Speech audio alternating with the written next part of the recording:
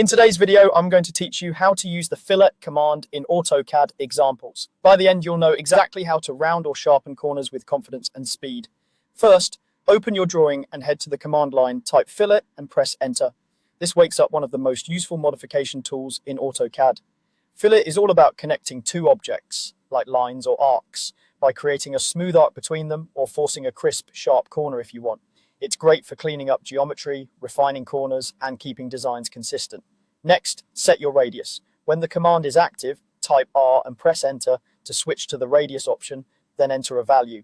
The radius is simply the size of the arc that will be created between the two selected objects. If you want a rounded corner, enter a positive value like 10 or 25, depending on your drawing units. If you want a perfectly sharp mitered corner, enter 0.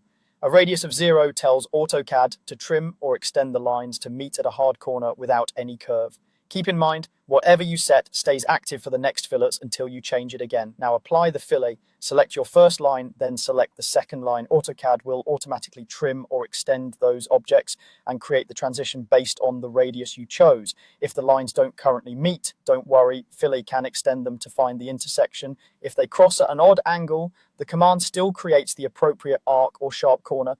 For best results, click near the ends you want to connect and use object snaps if you need precise selections. If you've got a lot of corners to process, use multiple mode. While still in the fillet command, type M and press enter. This keeps the command running so you can quickly select line pairs one after another without restarting. It's perfect for rounding all four corners of a rectangle, for example. Set your radius once, go into multiple, and click each adjacent pair until you're done. If you need to switch from rounded to sharp corners mid-session, just type R again, set the radius to a new value or 0, and continue selecting pairs. When you're finished, press enter to end the command. That's it. Quick recap: start fillet, set your radius, select two objects to apply, use multiple for repeat work, and press enter to finish. With a few tries, this becomes a fast, reliable way to polish your drawings.